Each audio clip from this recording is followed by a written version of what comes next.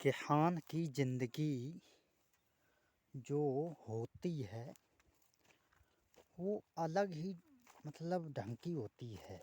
उसकी तुलना कोई नहीं कर सकता, है ना। देशभक्त किसान तो है ही। पूरे देश को खाना खिलाना बहुत बड़ी बात होती है यार। और फिर भी हमारे नए युवा जो हैं, हालांकि नए युवा हैं जो वो खेती को छोड़ना चाहते हैं, वो जॉब लेवल में जाना चाहते हैं। क्यों? इसका एक कारण है कि फसलों की जो लागत है क्रॉप्स की, तो वो अधिक घटी नहीं है इस दशक से, बल्कि और बढ़ गई है। जो हमारे रासायनिक रसायन हैं, है ना, छिड़कते हैं खाद पानी वगैरह वगैरह, तो हमें ऑर्गेनिक यानी कि अकार्बनिक खेती की तरफ आना होगा, जो हमारे पूर्वज किया करते थे प्राचीन काल में। गोबर की खाद है तो हमें आ जाएगा ढंग। वो हमें हालांकि 1-2 वर्ष पैदावार अच्छी नहीं मिलती, लेकिन फिर कोई फर्क नहीं पड़ता। फिर उतनी जितनी है अभी आप लेते हो उतने ही पैदावार है मिलने लगती है। ओके, तो ये है ठीक तो है यार। ओके, तो कि हाँ, हमारे देश की कृषि को मजबूत होना भी चाहिए, बिल्कुल होना चाहिए। वो आज़ादी के समय वो क्या है, वो एक कहावत है, कहानी नहीं है, रियल घटना है। वो जब अमेरिका ने मना कर दिया था अनाज, है ना, लाल गेहूँ आता था, हाँ ऐसे ही कोई आता था घटिया ब्रांड का, और वो भी मना कर दिया था।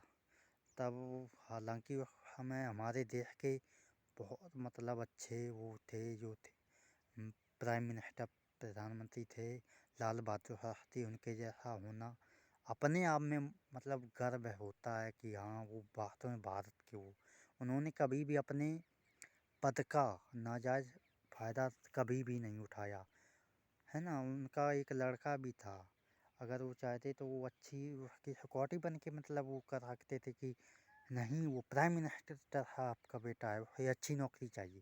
तो उन्होंने अपने बेटे के वो नहीं किया। उनके बेटे ने खुद अपने सूझबूझ से कार पद संभाला था। हाँ, किसी उसमें गया था, मुझे ये पता नहीं किस में गया था, लेकिन हमने एक कहानी सुनी है। हालांकि छात्रों के जीवन में ऐसी कहानियाँ आती रहती हैं, किताबों में दी जाती, तो वहीं हमने सुनी थी। वैसे तो हमें कुछ ज़्यादा मालूम नहीं उनकी ज़िंदगी में, लेकिन जितना है वो जितना सुना है वो सराहनीय है। इस देश के लिए उन कर्जदार ये देश रहेगा उनका हमेशा। तो उन्होंने, है ना, का नारा दिया था, आदि कम खाना, है ना, फालतू के खर्चा, एक टाइम रोटी खाना, है ना। जैसे हम नाजायज़ रोटी खाते हैं, काम तो हम 2 में भी चला सकते हैं, लेकिन 10 भी खाते हैं, है ना। तो उन्होंने वो रणनीति की थी तथा देश के किसानों का भी उत्साहित किया था। तब ये आई थी स्वामी रामनाथन द्वारा ये हरित क्रांति। तब से पैदावार हमारे देश की काफ़ी अच्छी है। अब तो विदेशों में भी एक्सपोर्ट करने लगे हैं हम लोग, है ना। हर क्षेत्र में अब आगे हमारा देश बढ़ रहा है। तो इसके लिए जय हिंद, सैल्यूट करता हूँ हम ऐसे देशभक्तों को।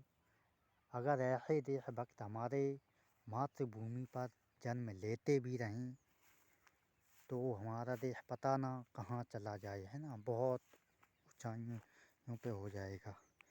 बट ये गद्दार बीच बीच में आते रहते हैं, तो हाले हरामी, ये नक्सलवादी आतंकवादी ये देश को बर्बाद किए हैं।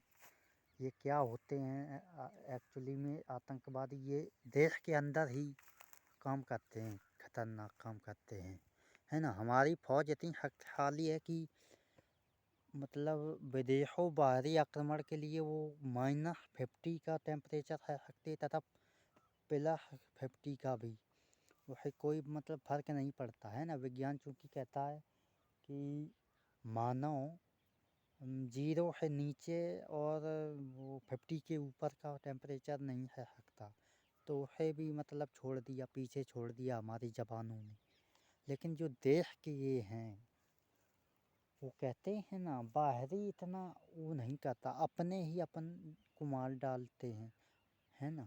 تو یہ جو دیش کے ہمارے باہری بھیتر گھسے ہوئے آتنکوادی یہی تو حال حرامی ہیں، یہی تو کرتے ہیں غلط کام، اندر ہی اندر دیش کو کھوکھلا کیے جا رہے ہیں.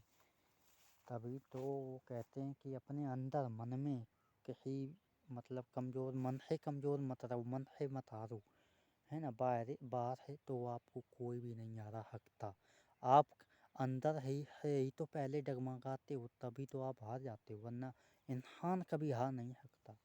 انسان کی یہ خاصیت ہے. اوکے، باہری جو شکتیاں ہیں پاور وہ آپ کو کبھی بھی ہرا نہیں سکتی. آپ کے اندر کی جو وہ ہیں شکتیاں وہ آپ کو ہرا دیتی. تو اسی کے ساتھ ہم ختم کریں گے اس بلاگ کو. اوکے، جے ہند، جے بھارت. اوکے، وندے ماترم.